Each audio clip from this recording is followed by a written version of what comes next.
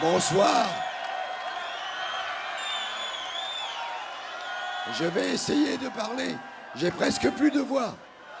J'ai plus de voix. Mais c'est pas grave. Ce soir, on est plusieurs centaines de milliers de personnes. Ça veut dire que même si moi j'ai plus de voix, vous tous, c'est vous qui êtes la voix maintenant.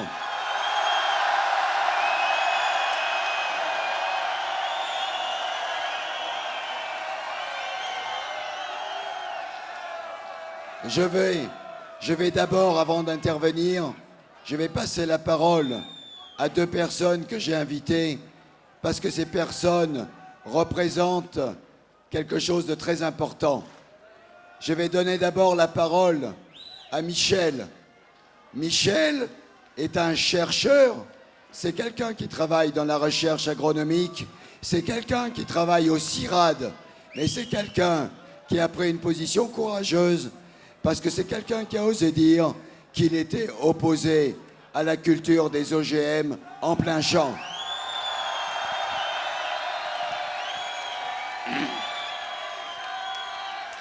Merci. Moi aussi, j'ai des problèmes de voix. José m'a contaminé. 700 agents de la recherche publique et de l'enseignement supérieur, 700 agents en sciences du vivant et en sciences humaines, ont signé depuis le 22 juin un appel au président de la République pour la libération de José Bové. Étonnement des médias, des ministères et des institutions concernées. Comment se fait-il que les scientifiques peuvent prendre la défense de celui et de ceux qui mettent en cause leur activité? La destruction de plants OGM au CIRAD ou à l'INRA constitue en effet une première.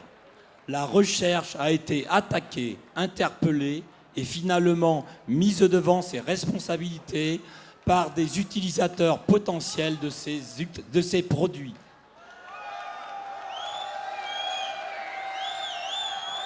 Les scientifiques sont soumis à une double pression, interne et académique, qui est d'augmenter les connaissances et ces produits, mais aussi à une pression financière et industrielle, l'augmentation de découvertes valorisables et à court terme. Du coup, ils en arrivent à oublier la finalité de leur métier. Le métier de la recherche publique, c'est contribuer à augmenter le bien-être de la société, de nous tous.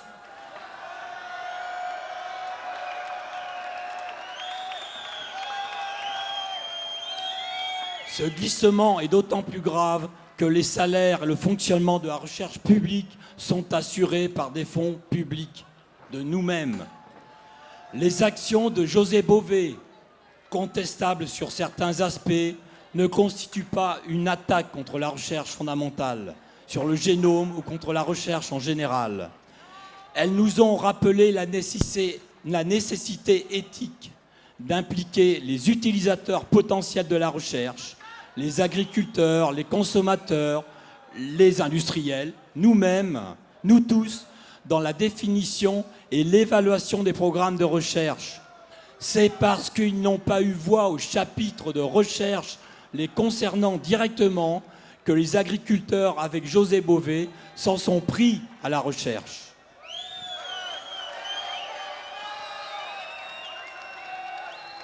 Mais pour conclure, pas d'ingénuité non plus de notre part. Une telle prise de position de la part de scientifiques ne veut pas dire, en ce qui concerne par exemple la recherche agronomique, que nous, chercheurs agronomes, devons être aux ordres des agriculteurs ou des financiers ou des consommateurs ou encore de firmes semencières. Elle veut dire que la recherche ne doit pas en rester un monde clos, fermé sur lui-même, que la recherche doit dialoguer avec la société civile afin de définir ensemble les meilleurs moyens pour arriver aux finalités qu'ensemble nous avons définies, en prenant en compte la pluralité des objectifs et des besoins et la diversité des points de vue. Encore merci à José Bové aux militants de la Confédération et à leurs amis d'avoir aidé le monde de la recherche et la société en général à en reprendre conscience.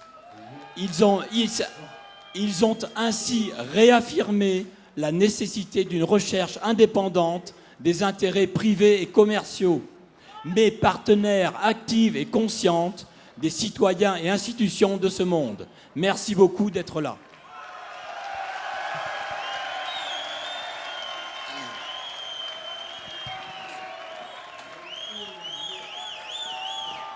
Alors, après la recherche, je crois qu'aujourd'hui, ici, il y a des paysans, beaucoup de paysans sont venus à travers la France. Ces paysans qui sont venus, il y en a beaucoup qui souffrent actuellement parce qu'ils n'arrivent plus à nourrir leurs troupeaux parce qu'ils sont victimes de la sécheresse. Aujourd'hui, en étant ici, vous êtes solidaires de ces paysans qui souffrent. Aujourd'hui, nous sommes tous solidaires des paysans à travers le monde. Et pour représenter les paysans du monde, eh bien, nous avons invité, et je suis heureux ici d'accueillir Ambilé, qui est le porte-parole des paysans sans terre d'Afrique du Sud.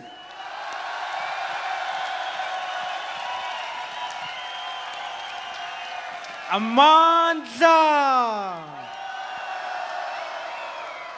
People of the world, farmers of this beautiful place, Lazare, Comrade Joseph Bové, our struggle is one.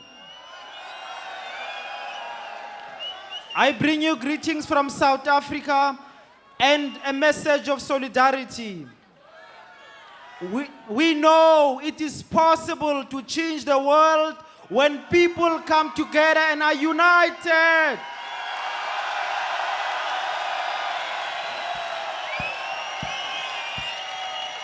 You, the people of the world, had made sure that the chains and the doors of jail were broken to free Mandela. Today, we must together send a clear message to the World Trade Organization. The World Trade Organization is stealing life, is stealing democracy, is stealing happiness, is taking lives of our people in Africa and everywhere. Today, we want to say when Chirac's government locks up Comrade Joseph Bové, they try to arrest an idea. That idea is that the people want music, the people want happiness, the people want their freedom.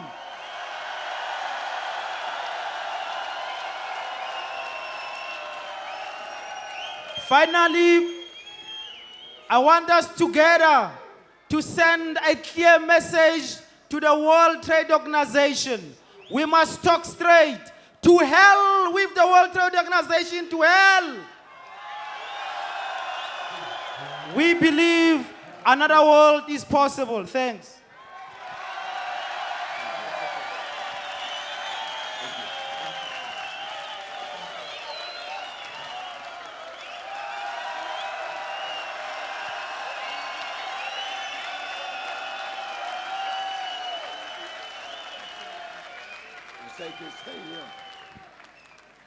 Ce soir, nous sommes plus de 250 000 personnes ici réunies. Mais il y en a aussi à côté, il y en a encore derrière qui sont au camp. D'après les informations, nous sommes plus de 350 000 réunis. Jamais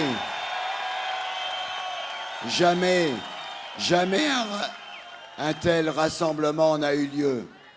Jamais autant de personnes, d'hommes et de femmes, se sont réunis ensemble pour dire qu'ils n'acceptaient plus ce monde d'injustice, ce monde de misère dans lequel on veut nous faire vivre.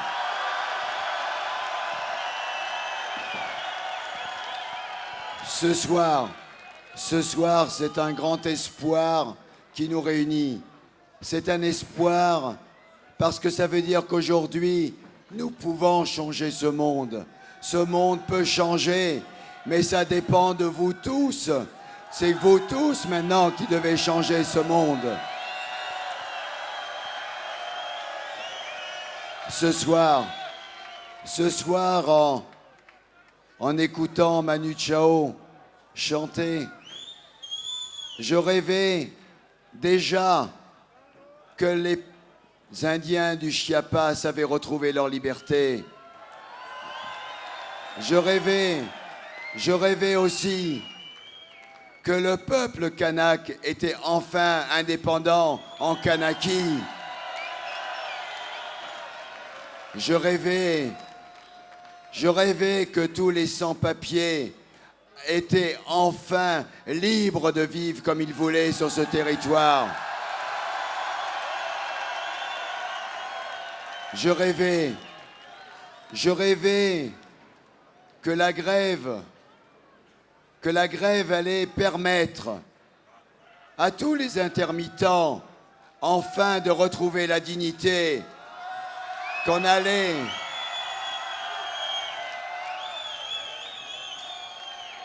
que les luttes allaient sortir de leur schéma traditionnel.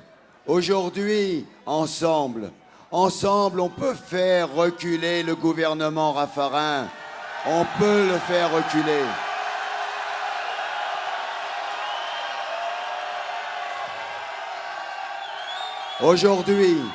Aujourd'hui, nous croyons que c'était possible, mais ce soir, c'est certain que nous allons y arriver, parce que ça dépend de chacun d'entre nous. Ça veut dire que ce soir, quand vous allez repartir, vous devez faire le serment que ce combat va continuer, que ce combat, ce n'est pas le combat d'une soirée, mais que c'est bien le combat de des mois à venir, mais aussi de toute une vie. Parce que ce combat, il faut d'abord le mener chacun d'entre nous. Ça veut dire que ce combat, il nous impose de nous changer nous-mêmes. C'est pas simplement les structures qu'il faut changer. Il faut qu'on change notre mode de vie. Il faut qu'on change nos modes de relation. Ça veut dire qu'il faut que la peur nous quitte. Il faut être capable d'aller vers les autres. Il faut avoir la solidarité comme moteur.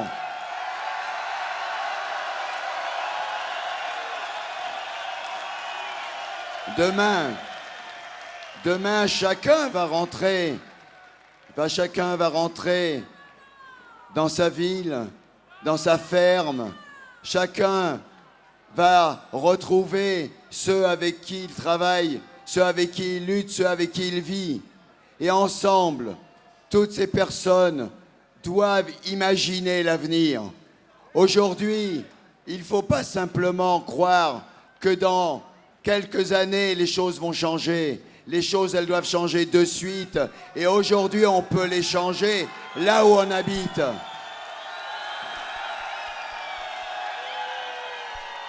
Alors, si nous le voulons, eh bien, la révolution, elle va commencer de suite. Ça veut dire que chacun doit être capable de changer son mode de consommation. Chacun doit être capable de changer sa relation à l'environnement. Chacun doit être capable de dire qu'il n'accepte plus d'être soumis à un patron qui l'oblige à produire des choses inacceptables. Chacun doit être capable de dire non. Aujourd'hui, c'est un grand non qui nous réunit. Nous refusons. Nous sommes ici pour dire que ce n'est pas la marchandisation du monde qui va triompher, mais bien une autre vision du monde, pas une vision unique. Ce que nous voulons aujourd'hui, ce n'est pas simplement qu'il y ait un autre monde qui soit possible, mais c'est qu'il y ait énormément d'autres mondes qui soient possibles. Aujourd'hui, ce que nous voulons, c'est que les Basques puissent choisir leur monde. Les Basques ont le droit à construire leur monde avec leur propre langue. Les Corses ont le droit de construire leur monde avec leur propre langue. Aujourd'hui, à travers le monde, des peuples sont en lutte pour leur dignité. Et aujourd'hui, eh bien, nous devons avoir une pensée particulière pour le peuple palestinien qui est victime de l'apartheid. Aujourd'hui, nous ne pouvons pas dire que nous ne savons pas ce qui se passe. Nous savons ce qui est en train de se passer en Palestine. Nous devons être solidaires. Nous devons dénoncer la politique de M. Sharon. Mais nous sommes ici aussi. Nous devons dénoncer de manière très claire ces gens qui veulent transformer le monde en marchandises. Et quand ça ne va pas assez vite, eh bien, ils utilisent les canons et les chars et les bombardiers. Nous devons dire que cette marchandisation, elle s'accompagne aussi d'une volonté guerrière de coloniser la planète.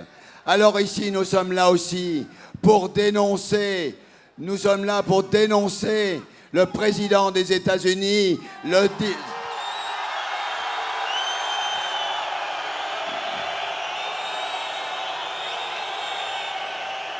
Aujourd'hui, il n'y a pas de paix possible dans le monde tant que Bush est président des États-Unis. Aujourd'hui, nous sommes là pour dire que ce qui est en train de se passer en Irak est quelque chose d'inacceptable. Aujourd'hui, par cette guerre coloniale pour le pétrole, eh bien, Bush est en train de détruire toutes les capacités de construire des solidarités entre les peuples. Alors si les États aujourd'hui ne sont plus capables de construire ces solidarités, eh bien c'est au peuple de le construire. C'est à nous tous de construire les solidarités. Parce que si nous construisons les solidarités, eh bien nous pourrons empêcher les guerres. Nous pourrons faire en sorte que les peuples vivent libres en fonction de leurs propres choix. Alors ce soir, nous avons un grand espoir. Nous avons un grand espoir parce que ce mouvement qui nous réunit tous, jamais en France, jamais nous n'avons réussi autant de monde. Et si c'est ici que nous les réunissons, c'est pas un hasard. Tout à l'heure, Marisette nous a raconté, Léon, les deux paysans du Larzac qui vous ont parlé, nous ont raconté qu'il y a 30 ans, une centaine de paysans se sont levés pour dire non à l'armée. Alors que ces 100 paysans sont capables de le faire, eh bien les 350 000 personnes qui sont ici peuvent le faire aussi.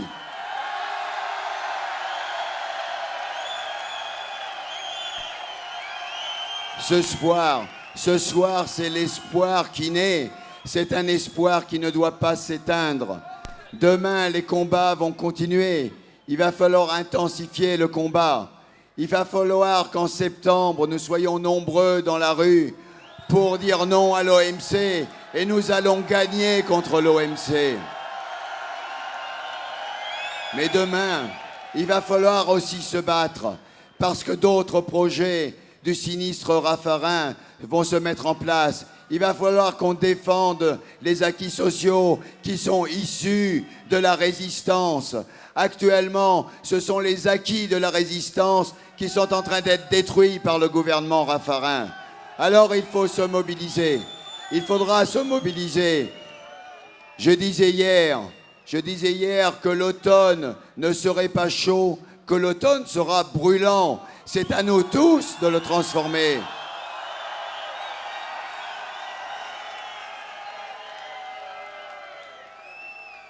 Ce soir, si nous sommes ici, c'est parce que la solidarité a joué. Si nous pouvons aujourd'hui être ici, sur le Larzac, c'est parce que des milliers et des milliers de bénévoles ont accepté de donner quelques heures, quelques journées pour faire cette réussite. Ce soir, je vous demande d'applaudir tous les bénévoles qui, grâce à eux, font de ces journées une réussite.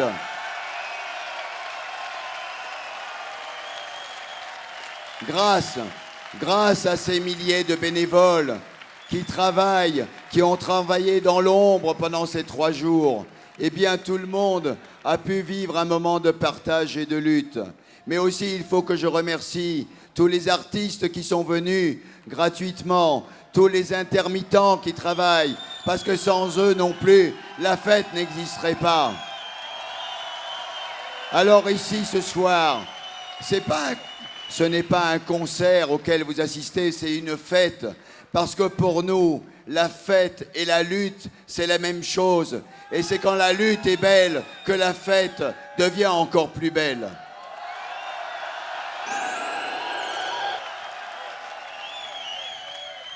Ce soir, c'est une date qui va rester dans l'histoire du mouvement social. Aujourd'hui, grâce à ce rassemblement, le mouvement social a gagné ses lettres de noblesse. Demain, ça sera un autre jour. Demain, nous pourrons dire le mouvement social, enfin, devient une force autonome qui peut faire face aux puissants, à ceux qui veulent faire de notre vie un enfer, à ceux qui veulent gagner des bénéfices sur notre dos. Aujourd'hui, le mouvement social, eh bien, est rentré en résistance. Alors, je crois que le moment est venu de reprendre le slogan de Via Campesina, le mouvement paysan international qui résiste contre l'OMC. À Via Campesina, nous avons un slogan, et ce slogan maintenant n'est pas simplement le slogan des paysans du monde, mais c'est aussi le slogan de l'ensemble du mouvement social. Globalisons les luttes pour globaliser l'espoir.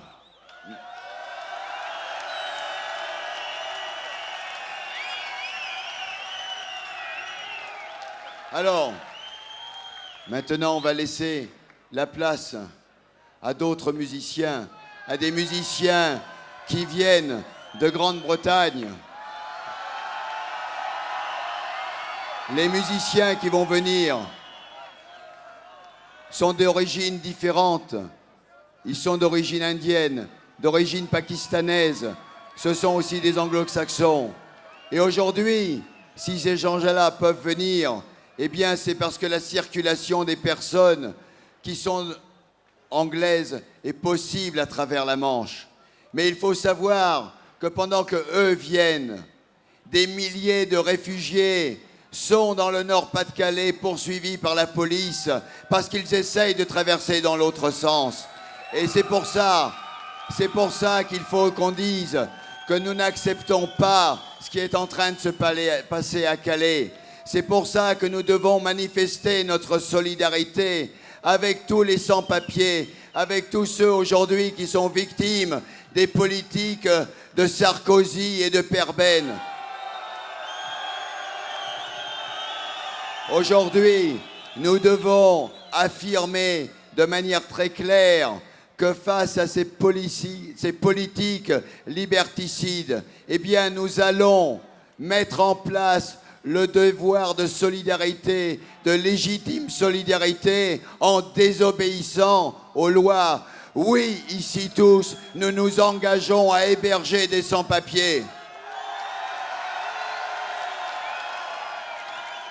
Aujourd'hui, nous devons affirmer notre solidarité avec les sans-papiers. Nous devons affirmer notre solidarité avec les peuples du monde. Nous devons dire que nous n'acceptons pas qu'aujourd'hui, en Afrique, des millions de personnes crèvent du sida parce que les firmes pharmaceutiques veulent faire encore plus de bénéfices. Nous devons dénoncer ces laboratoires pharmaceutiques qui, aujourd'hui, pour gagner de l'argent, eh bien, ont déposé des brevets et ces brevets sont en train de faire crever des millions de personnes uniquement pour que certains, une minorité d'actionnaires, puissent encore gagner plus. C'est quelque chose d'insupportable. Aujourd'hui, nous devons dénoncer ces mêmes firmes pharmaceutiques ou agroalimentaires qui, avec leurs brevets, sont en train de priver la majeure partie des paysans de la planète du droit de semer leurs propres graines. C'est pour ça que nous avons engagé un mouvement de désobéissance civile en ayant arraché les plants de semences transgéniques. Nous avons mené cette action pour dire nous n'acceptons pas en tant qu'individus, en tant que paysans, qu'on décide de ce que nous allons manger demain. C'est à nous tous maintenant de rentrer dans ce combat. Nous avons lancé ici, sur le site du Larzac, sur ce rassemblement, un grand mouvement de désobéissance civile. Et j'appelle toutes les personnes qui sont réunies à s'engager, à dire que demain, ils sont prêts, eux aussi, à aller arracher des plants transgéniques. Aujourd'hui, je vous demande de vous engager à accepter d'aller arracher, même si au bout de ces actions, c'est la prison. Mais nous sommes ce soir 350 000. Nous sommes 350 000 ici. Il n'y a pas assez de place pour vous mettre tous en prison. Alors, qu'est-ce qu'ils vont faire? Aujourd'hui, nous sommes des millions. Ils sont qu'une poignée. Alors il faut qu'on sorte de la peur. Il faut qu'on soit capable d'affirmer nos droits. Il faut qu'on soit capable de désobéir aux lois injustes. Il faut que la vérité triomphe.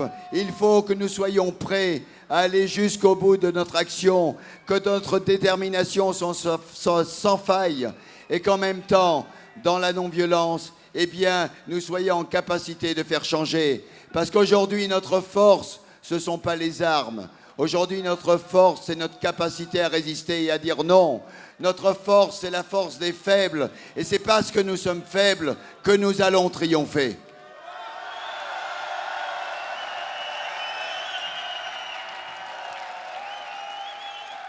Je laisse la place aux musiciens. Simplement, je voudrais vous donner une information pratique. 2 informations concrètes. Une première qui est un acte de solidarité que je vous demande tous d'avoir tout à l'heure à la fin du concert quand vous repartirez.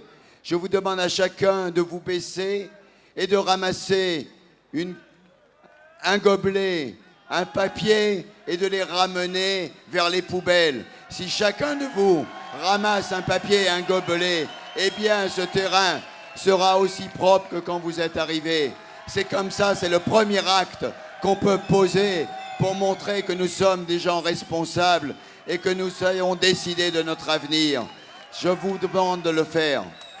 Mais ce soir, vous avez appris dans l'après-midi que nous avons été obligés de demander de fermer les accès parce que sinon nous n'étions plus capables de vous accueillir. Les gens sont arrivés malgré cela, c'est pour ça que nous avons dépassé les 300 000 personnes. Ça veut dire que c'est absolument énorme. Ça veut dire que ce soir, eh bien, le pouvoir va être obligé de compter sur nous. Il ne pourra plus faire sans le mouvement social. Alors, c'est une véritable victoire. Nous nous sommes réappropriés le territoire et c'est nous qui allons décider de notre avenir. Tout à l'heure, quand vous allez partir, il faudra faire attention parce qu'énormément de monde sont réunis. Il faudra revenir par le grand pont par lequel vous êtes arrivés. Et là, parce que nous sommes tellement nombreux, eh bien, ils ont été obligés de couper la circulation sur l'autoroute. Il n'y a plus de voitures sur l'autoroute. Alors, ce soir, après le concert, quand vous allez revenir vers vos tentes, vers les parkings, en remontant vers le nord, eh bien, au lieu de traverser par les petits chemins, vous allez pouvoir descendre sur l'autoroute et c'est sur l'autoroute que vous allez marcher. Vous allez remontrer et c'est l'autoroute de notre combat, c'est la liberté en marche. Bonne soirée, bonne fête et bonne lutte.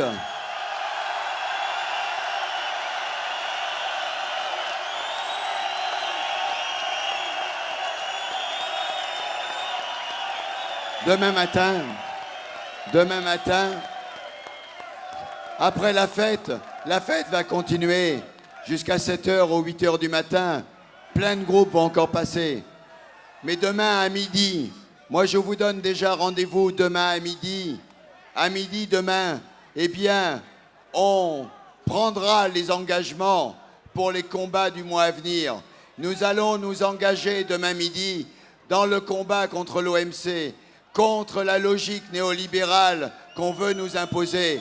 Je vous donne notre rendez-vous demain ici, devant cette scène, à midi, pour qu'on s'engage collectivement pour construire d'autres solidarités.